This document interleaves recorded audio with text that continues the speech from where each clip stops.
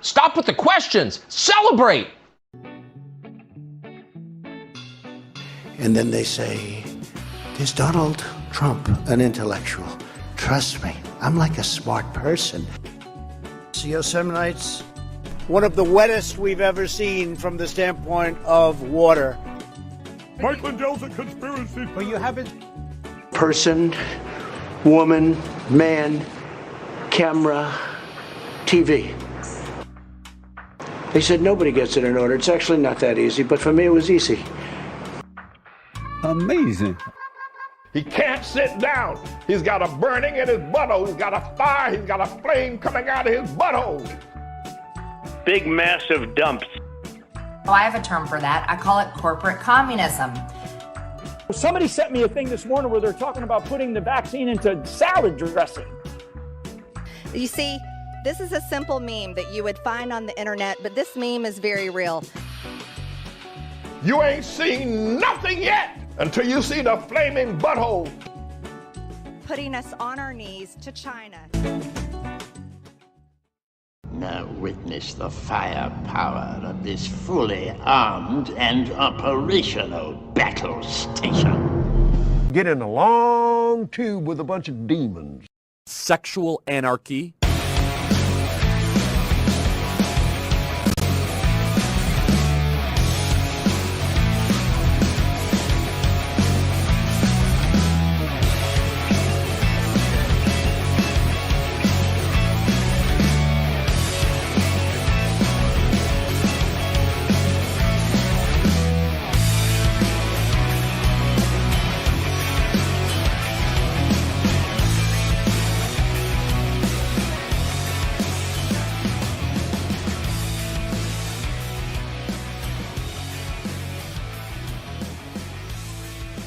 Around the nation, Waldorf Nation. What's up, everybody? Welcome to the show. It's Tuesday. We got a show for you today, and it's a good one. So, buckle up, tune in, hold on to your butts, because it's going to be fun. All right, so we've got a lot of different stories, a lot of ghouls that we're going to talk about, including a Colorado Republican who thinks that, hey, yeah, look, if you got yourself disabled, that's your fault. We should allow people to discriminate against you. I'm not kidding. It's yeah, very, very ghoulish. We've got that. We've got Charlie Kirk doubling down after another mass shooting. We've got Greg Abbott, not so law and order. Dan Crenshaw loses against woke beer. That's funny. The wokers strike again. The wokers have struck again. Yes, that's right. It is the woke. We've won again. All right. This is okay. All right. So with that, we're going to have fun. Like and share the stream. Let's dive in.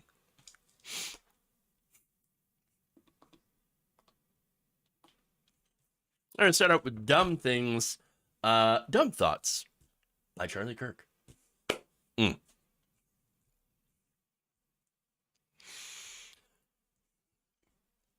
After a mass shooter had killed 4 people, as well as, let me just, you know what, let me start that again. We're going to do it live, okay? We're going to do it live. We'll do it live! After a mass shooting at a Kentucky bank on Monday left 5 dead, including the shooter, as well as multiple injured, members of the far right doubled down on their call for more guns. Now you might say, oh, Charlie, I don't want to live in that kind of militarized society. I'm afraid we're already heading towards that. And I would rather have citizens have that ability where it's decentralized than just the government have that ability where it's centralized. So you must be clear about the purpose of the Second Amendment. The purpose of the Second Amendment is there to protect all the other amendments. That only the government having the guns is immoral and it's dangerous and it's wrong, it's totalitarian, and it's tyrannical. Therefore, you have to be real. And of course, our hearts go out to the victims in Kentucky for every one of these situations. But we cannot allow them to emotionally hijack the narrative. You must use reason when you look at these things. And using reason, we're able to make the very simple judgment and argument. A free society comes with a cost, and that cost is worth it. Liberty is worth it. Oh, you know, reason. Oh, okay, sure. It's really interesting that Charlie Kirk is attempting to use reason and says, well, you got to stay away from emotion. Again, funny for obvious reasons, multiple reasons, simply because one of them being a lot of the right wing has used the be afraid Obama coming for your guns, Biden coming for your guns, Democrats coming for your guns, be afraid, be afraid, be afraid. Now, suddenly, we got to use reason, folks. We got to use reason. Interesting.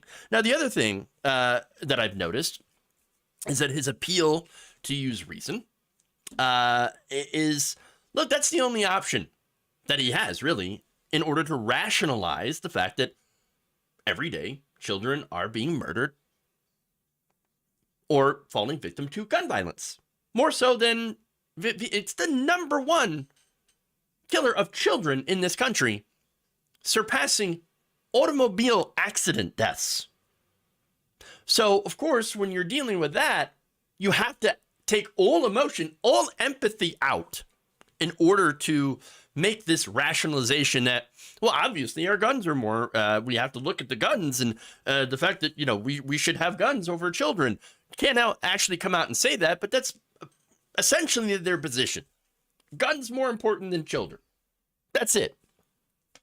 He is on the side of letting hundreds of people get killed every day as a result of gun violence, again, including children. But he says, well, but you understand, that is the cost of liberty. It is the cost of liberty. As I pointed out in the segment before, in a different segment covering Charlie Kirk, when he had first said, hey, this is the price of liberty, folks. Well, there are plenty of countries that actually score higher on indexes of freedom than the United States, and yet they have far less guns and mass shootings and gun deaths. So his reasoning behind that, again, it doesn't really check out. His logic, if you will, not very logical. And so there's that. Now, he also argued that, look, I care about preventing gun violence. You know, it's just that the libs, they want to just completely stop all gun violence. We want to, sure. Do we know that's going to happen? No, we know that's not going to happen. But you know what? We still want to take measures to reduce the amount of gun violence. It's funny enough because you can really compare this to their arguments for, abortion, right? We want to, this is the right wing. Ban abortion. We got to ban abortion, right? We got to ban abortion. We got to stop all abortions. Well, it doesn't stop all abortions. But will it cut down on the number of abortions? Yes. That's why, that's their logic when it comes to their abortion bans. They can't seem to apply the same logic to banning certain types of weapons, like the AR-15, for example, or making it more difficult procedurally, putting a few things like background checks in the way of being able to, get these weapons, or red flag laws that make it so that, hey, if you think that somebody here is going through a difficult time, or maybe even you think they're becoming more violent or more unhinged, they're having an episode, whatever, that you can go to the police, intervene, and have them go and check out the situation. And if this person proves to be a danger to themselves or others, to be able to temporarily restrict their access to these weapons. They can't seem to apply that same logic. That's it. Charlie Kirk says, well, I want to reduce gun violence. Well, what were his suggestions? His suggestions were more fathers in the home and more guns. More guns plus more fathers in your house.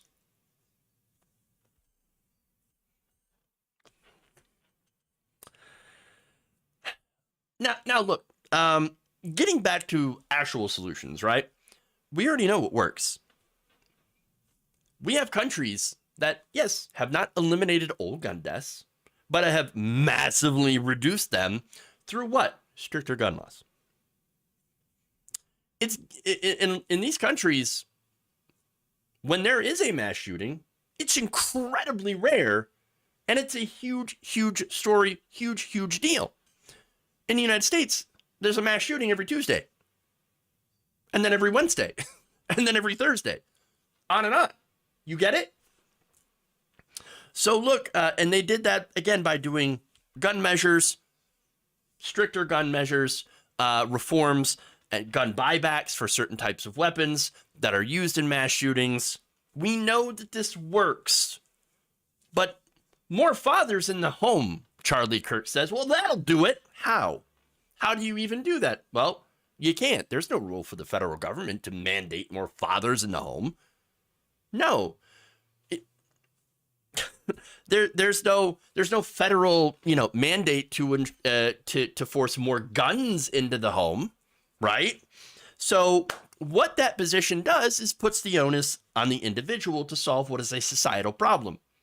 The amount of mass shootings because of the amount of guns that are in the country. We have 120.5 guns for every 100 people. There are more guns than human beings. And so, again, his solutions don't make sense. And also, by the way, as some of you in the chat have pointed out, that saying that there are no guns in the home, or I'm sorry, that there are no fathers in the home, and that's one of the causes of gun violence, that is a racist dog whistle. That is very, very true. And we know that's not the case. We know that that's a racist trope. We know that generally, when it comes to mass shootings, for example, it's not, majority black people going out and shooting, doing these mass shootings. No, it's white cis men. Usually young, but not always. Now, that said, I want to go forward here and show you a snippet of Charlie Kirk's speech that he had made at a Turning Point USA event in the aftermath of the Tennessee mass shooting. I want you to take a look here. How do we stop all the shootings at banks? We have armed guards outside of banks. How do we stop all the shootings at gun shows? Notice there's not a lot of mass shootings at gun shows. There's all these guns because everyone's armed. Oops. That happened, again, right before there was a mass shooting at a bank. Talk about irony. Mass shootings, they don't happen at banks because there's armed guards. Except that this last one literally happened at a bank. By the way, if you check out the full video, I'll have that linked in the description where you can find Charlie Kirk's full video on this. He said at the beginning, see, there's no shootings at gun shows. Now, I noticed that he left out banks because there was literally just a shooting at a bank. And as I had pointed out in a previous segment, there had also been mass shootings at baseball games. Because there are mass shootings everywhere. Everywhere. But he says, see, the one place there's no mass shootings at, gun show. So now he says, that's because there's all the guns there, right? And so it's not the guns that are it's not the guns. It's not the guns, anything but the guns. No, it's the people. It's the people. The people are killing people, right? Well, a 2017 study by the University of California, Berkeley found that nearly 70% increase in deaths and injuries from firearms in California communities within convenient driving distance of Nevada gun shows. So the state of Nevada has some of the least restrictive firearm laws in the country and no explicit regulations on gun shows, whereas California has some of the strongest firearm laws in the country. So, in his logic, because again, we're trying to approach this with logic and reason. That's the rules, right? If people kill people, then logically you would have to ask what would explain the lack of gun deaths at gun shows. According to Berkeley, that study looked at the degree of violence associated with gun shows is dictated not by the presence of guns at the shows, but at the gun regulations in the state that they are in. Gun shows that have, that are in places with tighter regulations, safer. And so are the surrounding areas. But if you have it in a state with looser regulations, then the surrounding areas are more dangerous.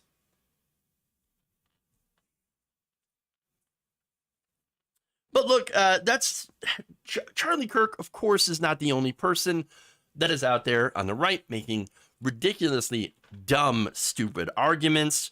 For that, we're going to go to Matt Gaetz. Made aware yet again of another shooting, this time at a bank in Louisville, Kentucky. And sadly, from what we know, it looks like 4 people lost their lives in Kentucky and another 8 were injured. The shooter is dead as well. We, of course, want to take time to mourn the loss of innocent life, but we should not wait in acting to prevent these frequent aggressive acts from happening in the future. Democrats want to blame guns, of course, but we know it's not that simple. It's misguided, even. Your grandparents used to be able to order mail-order automatic weapons, and when the Second Amendment was written, the American people, such as they were, could own cannons. No mass shootings back then.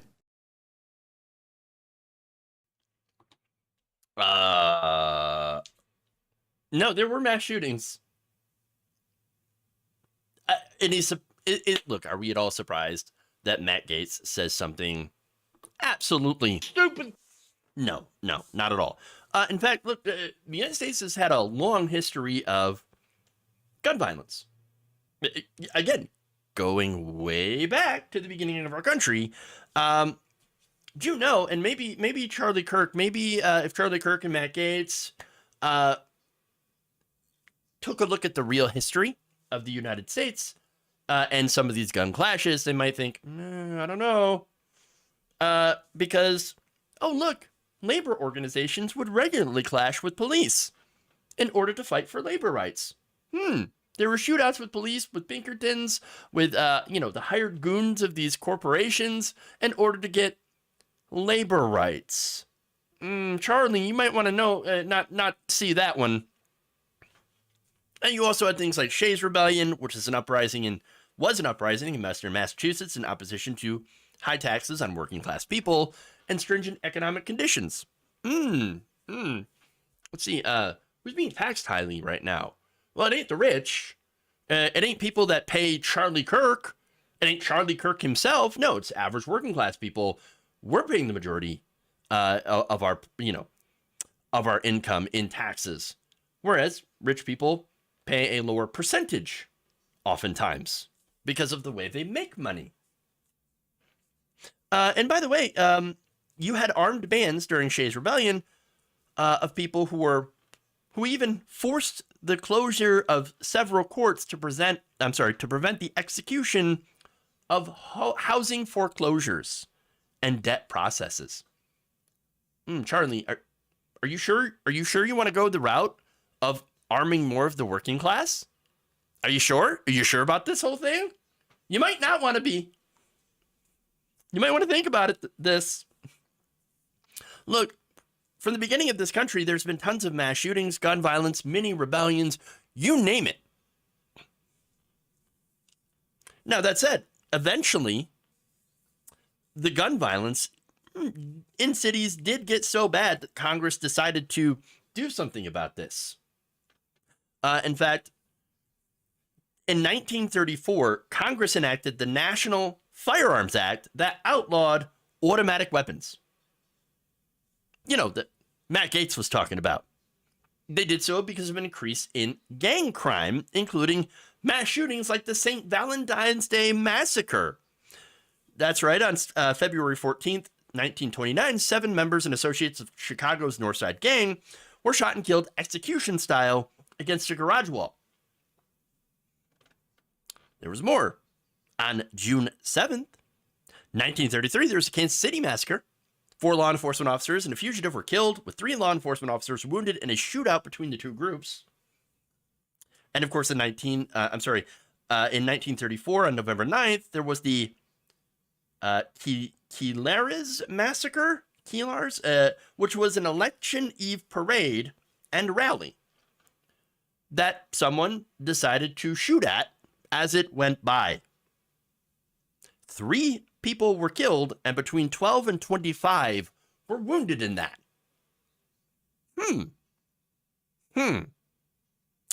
So, they don't care, okay, about history. They obviously don't know it and don't really care to know it. It's not a surprise that both Matt Gaetz and Charlie Kirk and the far right do not know the history of this country. And it's not like anyone who actually takes these people seriously also looks up that history. Of course not. Because then they would know the reality of the situation. But at the end of the day, they don't care for one reason. They want more guns for everyone because that makes gun manufacturers more money. That's it. That's it. If people are the problem, then wouldn't it make sense, logically, to make it harder for people to get access to the kinds of firearms that are doing the most damage to people in this country? There's your logic. It's too bad Charlie Kirk was never interested in facts or logic to begin with.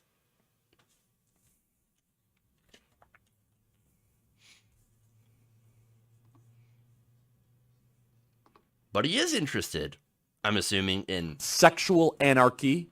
Okay. I had to throw that in there.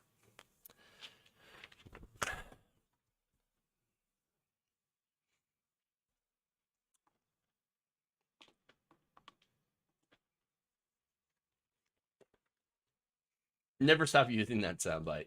True. True. Tighten up my meat. I like my meat tight. Okay. Anyway.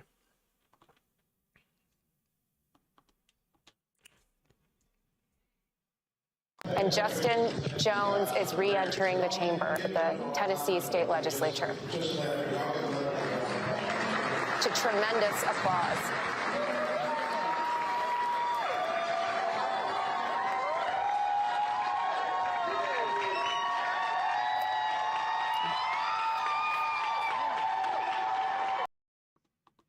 He's back. That's right. Expelled Representative Justin Jones has returned after being reinstated. That's right. The Nashville Metropolitan Council voted 36-0 unanimously to reappoint Justin Jones to his position after Republicans voted to get rid of him over basically his part in a protest for gun safety. So now Jones and another black Democrat, Justin Pearson, were forced out of the Republican-controlled legislature last week, again after this protest, spurred by the mass shooting at a Nashville Christian school that had left 6 people dead. A third Democrat who would join him in the protest, Representative Gloria Johnson, avoided expulsion mainly because she was white. But hey, look, he's back. Jones is. Pearson, not yet. But what we see right now is democracy in action. You love to see it. And of course, since he has returned, Johnson says he plans to... Did I say Jones? Jones plans to call for more gun reform along with Johnson and along with Pearson, the Tennessee 3, not backing down. And I love it. In fact, here's what Jones said, quote, "The first thing I do when I walk into this building as a representative is to continue that call for common sense gun legislation. Today, we're sending a resounding message that democracy will not be killed in the comfort of silence." He says that his main focus is on gun reform simply because that's what the young people are begging us to do. Yes. Now, Tennessee Republicans then released a statement on Monday saying this, quote, Tennessee's Constitution provides a pathway back from expulsion. Should any expelled member be reappointed, we will welcome them. Yeah, doubt it. Like everyone else, they are expected to follow the rules of the House as well as state law. Look, by the way, Tennessee rules say that if you are reappointed after being expelled, that you cannot be expelled for the same reason again. So now they're probably going to have to find some other BS reason. Because remember, the first time that they expelled these two representatives, these two young black men, because of they broke the decorum of the House. As if they cared about actual decorum. Now, for Pearson, his seat is set to be addressed on Wednesday during the Shelby County Board of Commissioners meeting in Memphis. We do not know if those commissioners will vote to reappoint him. Now, if he is reappointed, he plans to continue addressing gun reform as well, and even addressed the shooting in Kentucky. He told CNN that the Louisville bank shooting presented a, quote, sobering reality that we are not doing enough to prevent gun violence. True. He also says that it's a painful moment of recognition that our legislators and people like Speaker of the House Cameron Sexton and the Republican Party in Tennessee and across the South in this country are not doing nearly enough to prevent guns from getting in the hands of people and doing all the holistic work of gun prevention that is necessary in places across our communities. There will be a special election. Both of them, of course, are planning to run and are both eligible. Sexton, the Speaker of the House, said that he would not stand in the way, mainly because he couldn't. But I mean, look, if he could find a way to get rid of them for good, he probably would. Now, on Monday, Jones also called for Sexton's resignation, saying that he is an enemy of democracy and doesn't deserve to be in that office for the Speaker of the House any longer. So look, okay. I talked previously about some of the stuff that Sexton had done, and not only that, but stuff that happened in that chamber involving the Republican majority. The infighting, the backstabbing, all that stuff. The peeing on another member's seat. I don't know if you remember that. The assault, the sexual assault allegations against one of the members, several being under investigation. But there's also the corruption, by the way. Reporter Candace Cole points out in her newest article that Sexton and 27 other state Republicans are backed by, unsurprisingly, big money interests like Koch Industries. According to state campaign finance data, Koch Industries gave at least $21,000 to the 27 Tennessee state Republican representatives who voted for expulsion, including State House Speaker Cameron Sexton, during the last election cycle. Koch Industries also gave $7,500 to Governor Bill Lee and an additional $11,000 to Republican candidates in the other chamber, the Senate, for a total of $39,500 in campaign contributions through the American Legislative Exchange Council. So, Alec, of course, for years, has worked to oppose bans on semi-automatic weapons, support concealed carry, and encourage guns on college campuses, according to a report by the Center for Media and Democracy's Alec Exposed Project. Sample draft legislation obtained by that project appears to have been scrubbed from Alec's website following these mass shootings. Gee, I wonder why.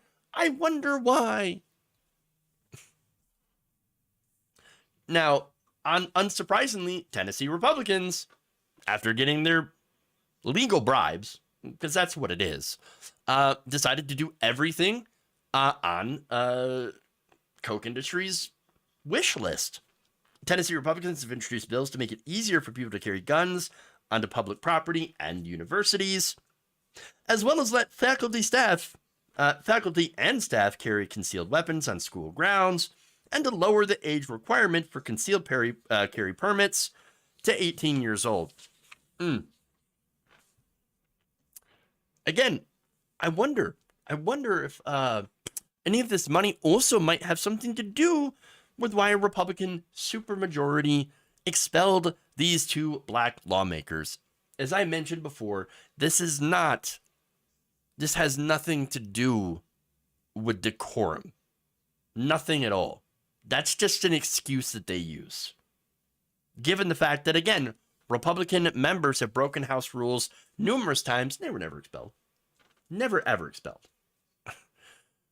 No, this is about the fact that these two young black men are excellent orators that are delivering a strong message, which resonates with people, especially young people. And they're not afraid of retribution. They already got retribution. They refused to sit down. They refused to shut up. They're actually fighting. And there's nothing the right hates more than black men who won't sit down and shut up, who actually fight against them and their agenda.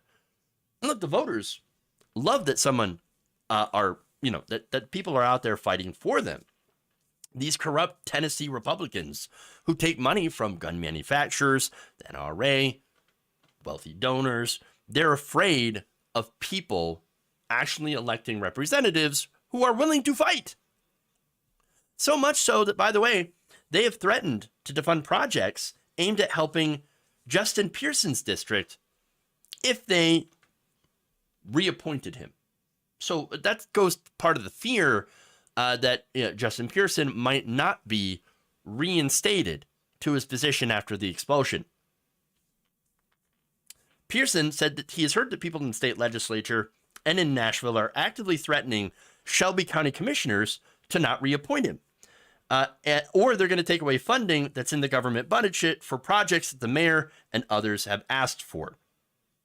Last week, Shelby County Commissioner Erica Sugarman told local reporters that members of the body are being threatened by the state to take away funding, needed funding to run our schools, to run our municipalities.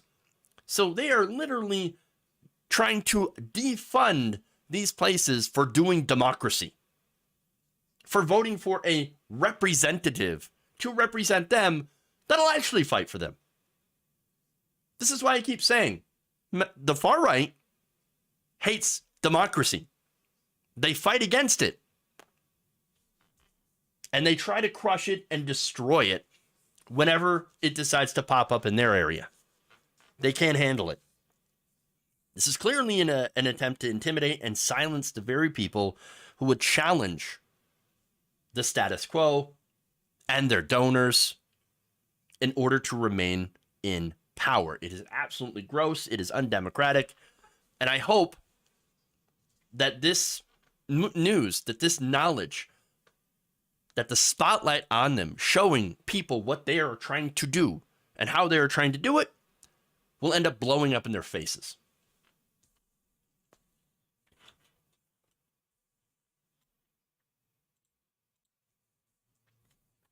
All right. Speaking of blowing up in your face, let's go to Dan Crenshaw.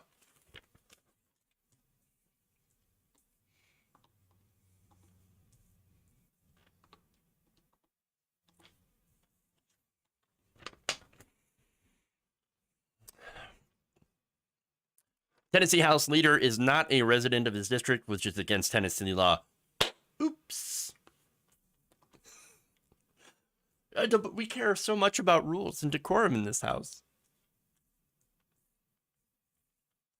It's amazing. All right.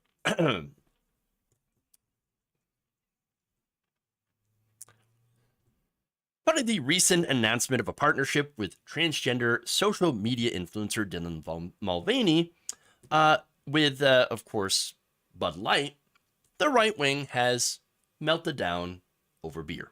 That's right. Woke. It's woke beer. Don't drink Bud Light. It will wokeify you.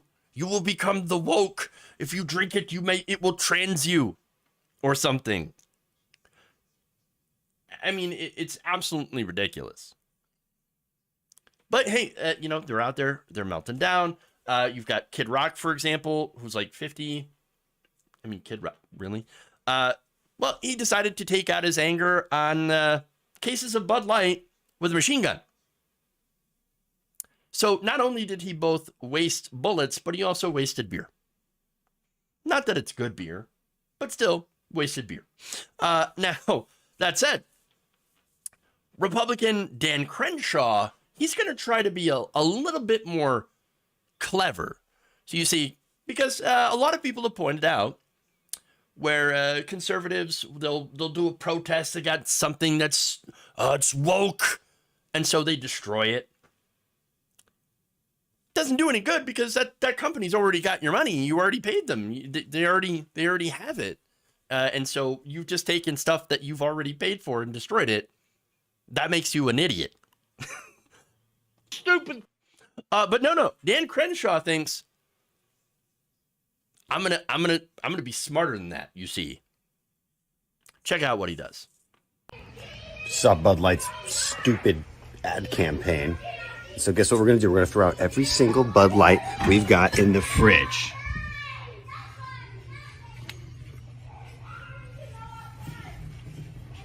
All right, well, I guess that was easy.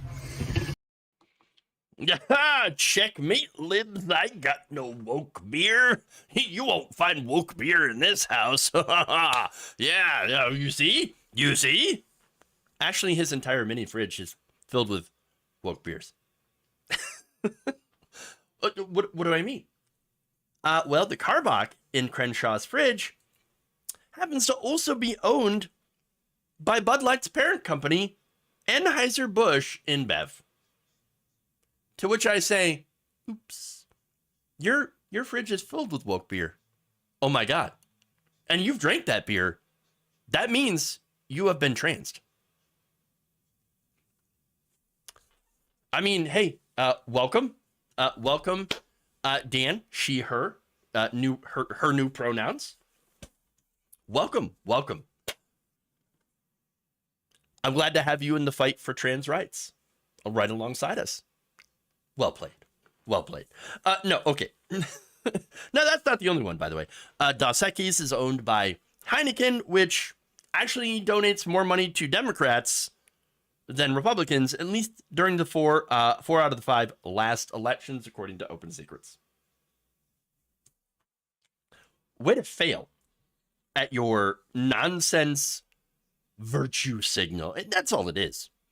Look, you ask the average person about the so-called controversy. Nobody cares. Nobody cares about Pride cans. Nobody cares about your beer. It's too woke. It's too woke. No, only the most sensitive, pathetic little snowflakes get angry at this kind of stuff.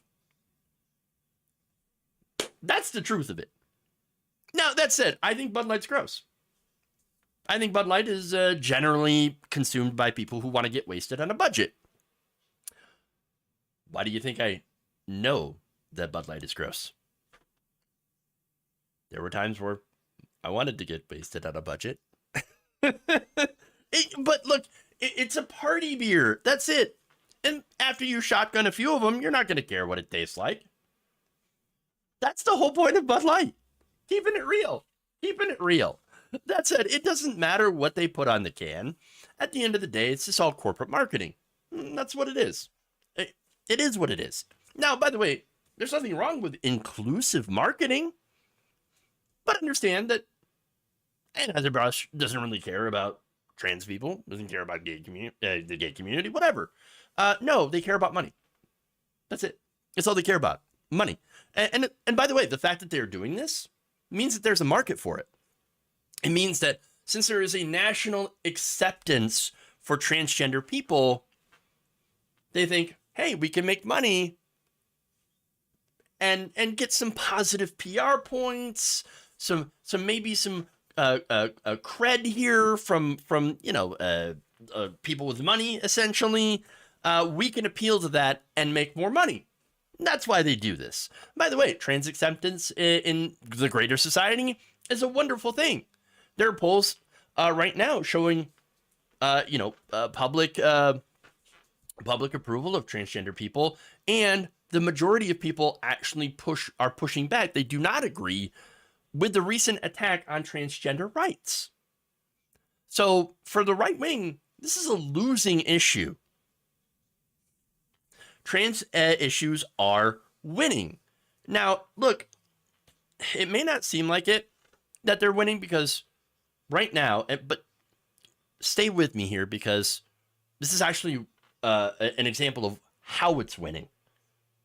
Right-wing reactionaries have gone into complete meltdown all over the country.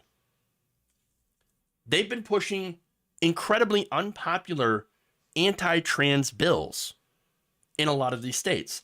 That is essentially their last gasp. Okay? Now, that doesn't take away the harm that these bills are doing. That doesn't take away all the negative impacts that this is having on transgender people in those states. Transgender, non-binary, everyone that's impacted by these horrible, horrible draconian anti-freedom bills. But it is an example of how socially, overwhelmingly, transgender issues are winning.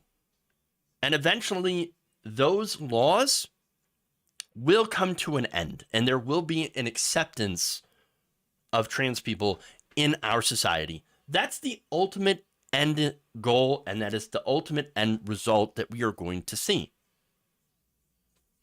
So, now, that said, I want to mention one last thing, and it's hypocrisy, of course.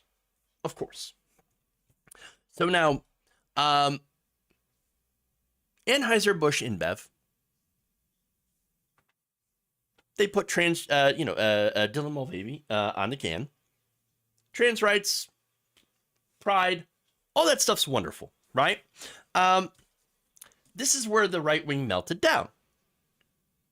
But I'm going to give you a situation where the right wing said absolutely nothing. Now, in September of 2016, AB InBev had actually paid about a $6 million fine to the SEC. For what? Apparently, they had engaged in bribery. They had also, and this is under the Foreign Corrupt Practices Act, and for silencing a whistleblower. Now, do you remember if conservatives raged against AB InBev? Did they boycott Bud Light? No, they did not. They didn't give a damn. It's same with M&M's, by the way. They had a meltdown, funny enough, because M&M's are supposed to melt in your mouth, not in your hand, but conservatives just melt all over the place when they hear about, somebody who's a transgender person or a gay person or a woman who, is not a traditional conservative woman. Now, M&M's, their parent company was sued for using child labor. Oh, now, of course, let's be fair. Conservatives are never going to be angry at that because, well, a lot of the red states have recently loosened their child labor laws. Hey, kids, get to work. And we're not just saying like, oh, what are you talking about? It's paper routes and, stuff like that. That's fine for kids. No, children are working in very dangerous meat packing plants where they get injured. But I guess, again, we shouldn't be surprised at all that the right wing is okay with this. That they have no problem with these corporations doing some real nasty stuff. Because at the end of the day, their real issue isn't about anything substantive. All they care about is getting selective, ridiculous outrage in order to fire up their base. That's it.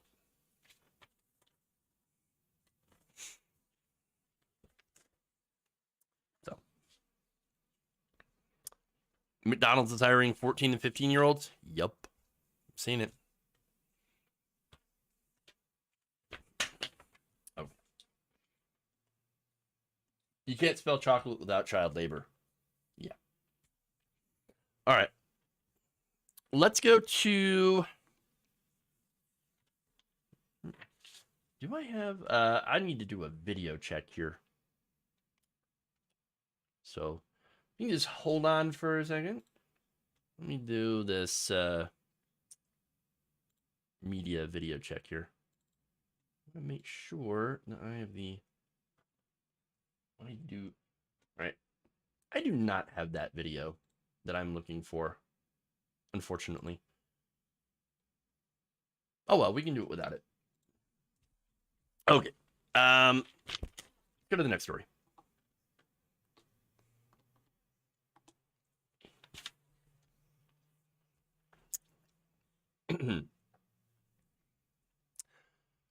Republicans claim to be the party of law and order. You do the crime, you do the time, unless you happen to murder your political enemies. I'm not kidding. Texas Governor Greg Abbott has recently announced that he is looking to pardon a man who murdered a Black Lives Matter activist. Abbott has announced that he is planning to pardon Army Sergeant Daniel Perry. So what did Daniel Perry do?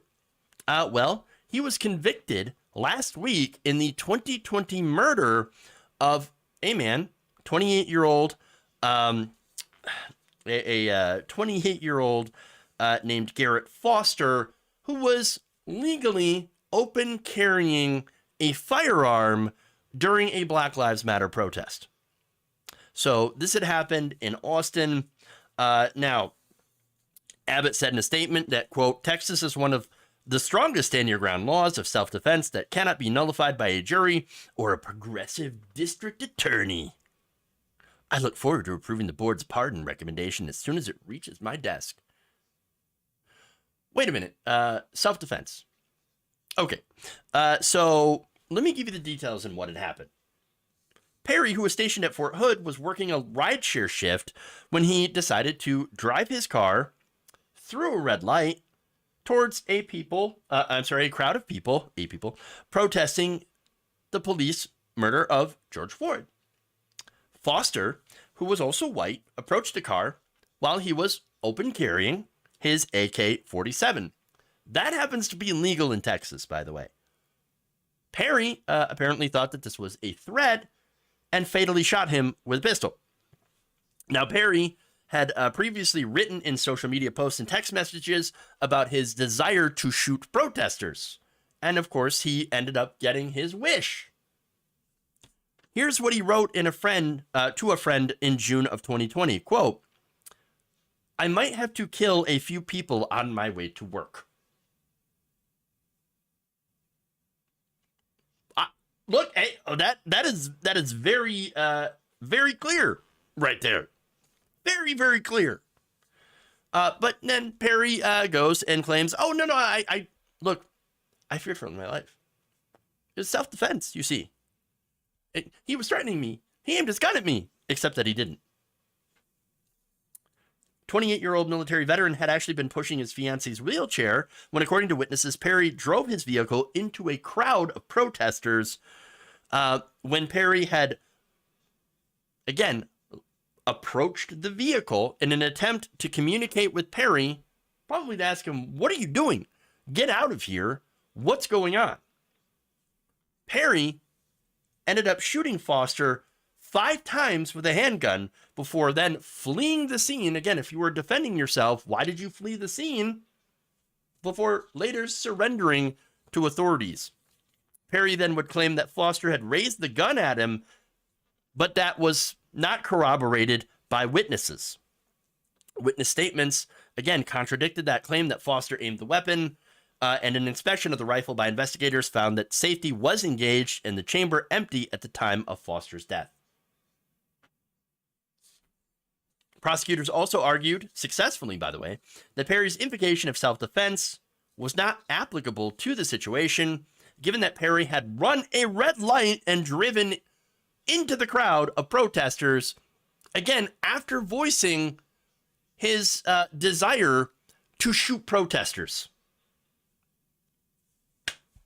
I mean, it can't be any more of a clear-cut case that this was not an issue of self-defense.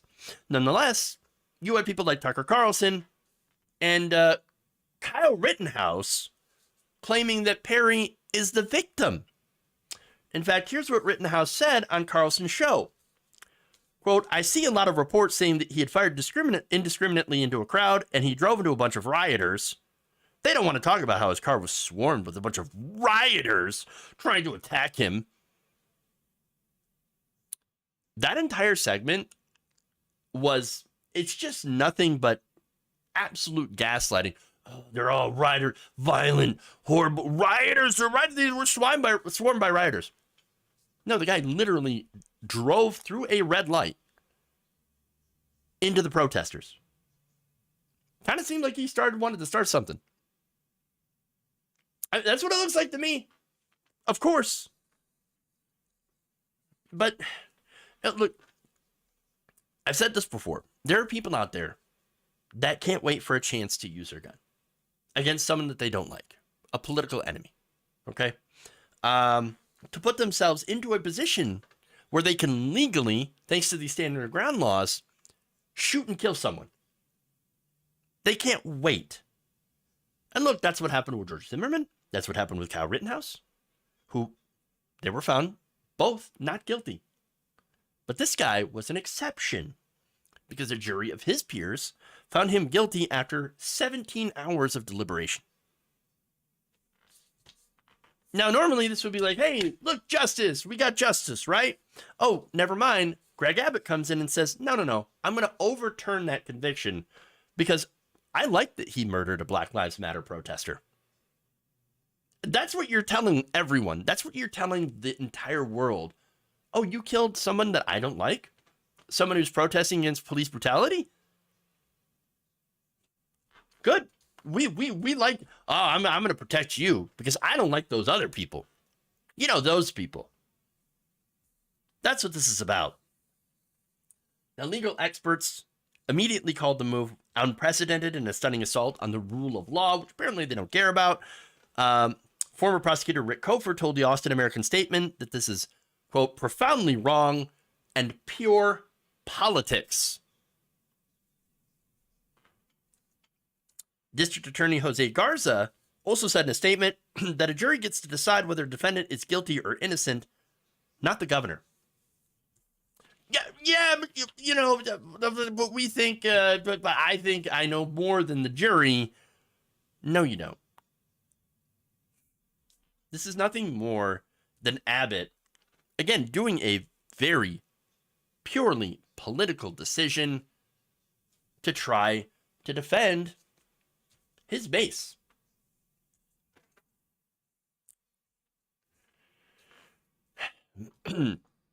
Look, this is the kind of system that members of the far right want to run in this country.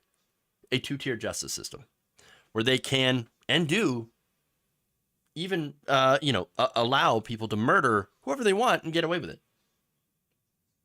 Law and order be damned. It doesn't exist in Texas anymore.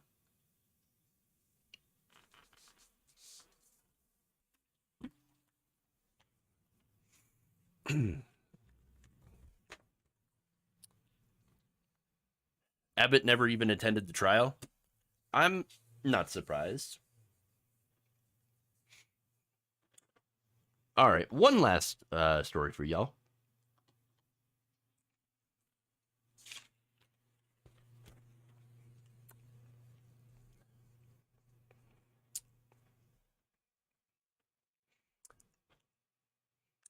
A Colorado state representative recently made an argument against protections for disabled people that is just pure and absolute bull.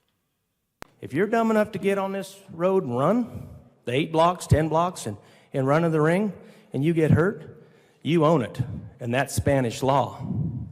There's no liability. There's no lawsuits. You don't get to do any of that because you're responsible for the risks that you take in this running of the bulls. What? That was Representative Richard Holtorf arguing in opposition to a bill that would permit people with disabilities to sue for discrimination. That would permit civil penalties. Now, the bill, sponsored by Democratic State Representative David Ortiz, basically aims to bolster basic access at places of public accommodations for people with disabilities by allowing civil lawsuits for those who do not make reasonable accommodation.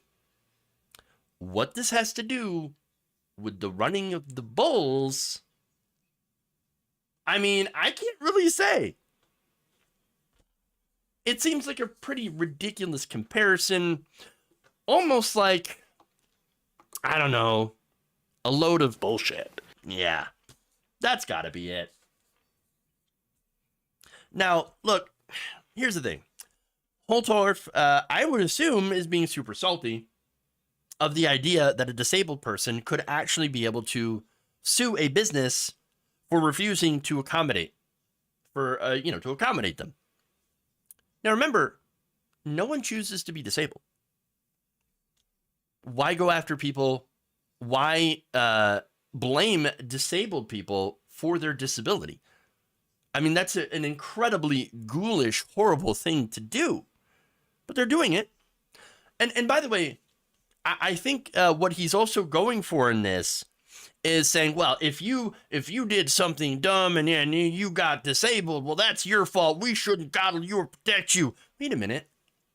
Look, even if you do something that causes you to be injured, that doesn't mean that you wanted an injury or a disability. That doesn't invalidate your injury, and certainly doesn't mean that people should be able to allow to be discriminatory towards you. They shouldn't be allowed to discriminate. I mean, look, everybody makes mistakes. Everybody does something wrong, and sometimes that has terrible, terrible outcomes.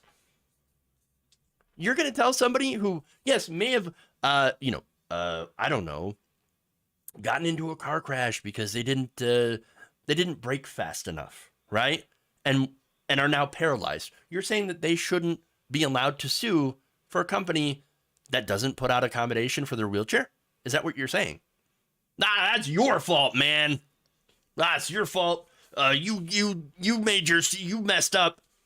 And so you deserve what you got. No, that is incredibly ghoulish. What a terrible person.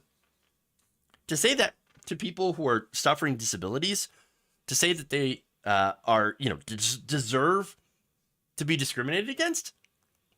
No, that's ridiculous. That's who these people are, though, unfortunately. Now, Ortiz, who introduced the bill, lashed out at Holtorf on Twitter following his floor speech, saying, quote, "The absolute ableism and ignorance on display here against the community living with a disability, and any movement we try and make forward securing our basic human rights and basic access is astounding." Well, Holtorf has said some, well, let's just say he's not a stranger to controversy. He had also previously told another member of the governing body, of the legislature, who had lost a family member to gun violence, believe their son, get over your son. No, this guy has absolutely no empathy. None at all. It's a terrible person. And, I hope that for one day, he does not suffer disability and have to deal with the kinds of things that he thinks are okay. Because no one deserves to be discriminated against. And by the way, if that were to happen, he'd be the first one to clamor for protections, because again, they only are interested when it impacts them. That's who these people are. No empathy for others, only for themselves.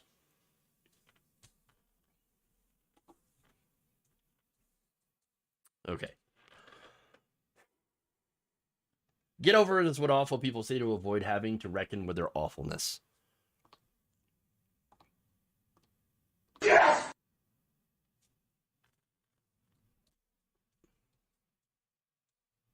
Okay. With that, that's the show. Please like and share the stream if you haven't already. I'm going to read some super chats, member comments we'll start from YouTube here. No Man's Jam with a request. Mike Pounds. There you are. Jonathan Leiter, thank you for gifting a Waldorf Nation membership. Gabby Mathis, again, thank you for also gifting a membership. Vincent Van Dahl says, I wish I could afford to express my thoughts on the gun violence issue, but I don't have hundreds of dollars. I will say bad arguments are bait. Kurt and Gaetz offer bad faith arguments laced with kernels of truth. Vincent, you're correct. And by the way, thank you so much for your very, very kind super chat. It is much, much appreciated. Let's see. Gabby Mathis also says, a great move for democracy, an inspiration for young people to vote against Republicans. More power to them. Speaking, of course, of the Tennessee 3. Vincent Von Dahl, again, with a very kind $2 super chat, says, Daniela Crenshaw, strong veteran woman. Yes! Based. And Virginia Thomas, a.k.a. Ice Dragon, says, I still like getting wasted on a budget. Hey, I got no problem with that. No problem there. So more power to you. And thank you. Thank you very much. All right. Madi Darna, a member, says, was gifted a membership. Good show. Again, thank you to those who are constantly gifting memberships. Really, really, really, really appreciate it.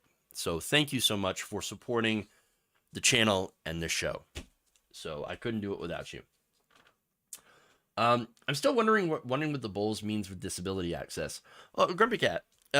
Basically, he's saying that, wow, people chose to run with the Bulls, and if they get hurt, I mean, that's on them.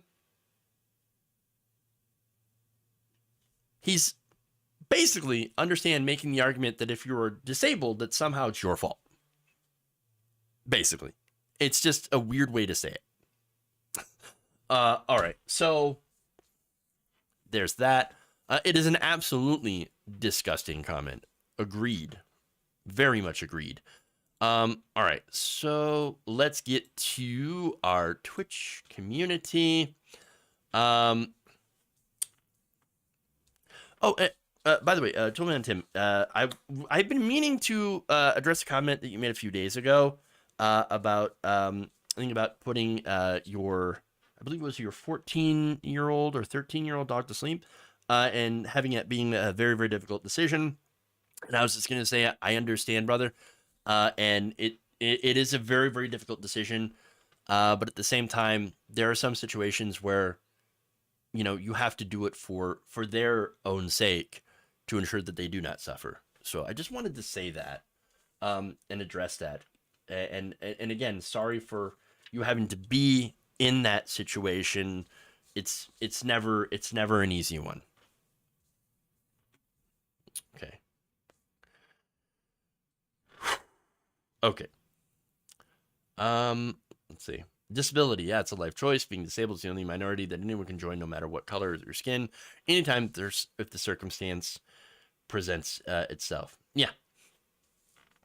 Again, there are people out there that are just absolute ghouls and do not have any sort of empathy for any other human beings. And yet these people get elected into power and make laws. Let me tell you, the disability community also is one of the most overlooked communities as well, of people that constantly are, looked over, discriminated against, unfairly targeted, denied, access to the things that they need, funding, job opportunities, just everything. And you're right, it is one of those things that anybody from any group, any disadvantaged group can join. And, unfortunately, those disadvantages, they get multiplied. We have to do something. We have to be better at, being disability advocates on the not just on the left, but, for everyone. Everyone, we need to speak up more for people that, are disabled, because they don't have a lot of power. They don't have people that speak up for them enough. These people wanted to fund everything. Yeah, except for themselves.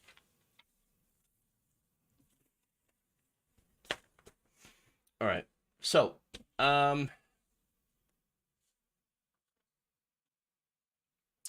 let's see. Do I have time for discoursing? Unfortunately, I do not. I've got to get all this stuff edited and posted up on the YouTube and Facebook pages, and then I'm starving. I have not eaten today. Well, no, I have. I had Pop-Tarts earlier, which John Iadarola would be very, very proud of.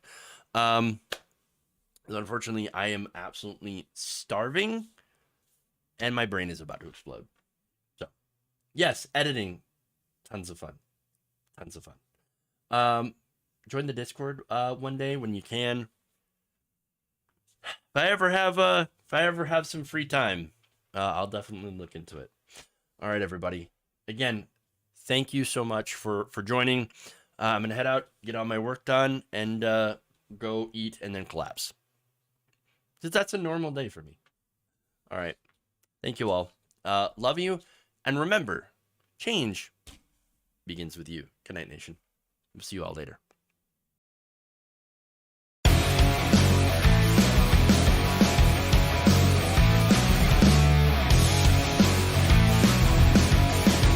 Sexual anarchy.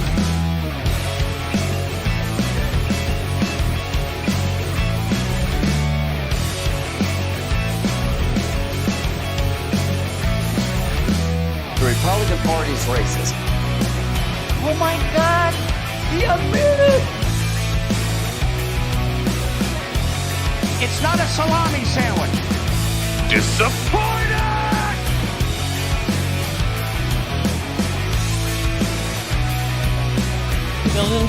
Venezuela.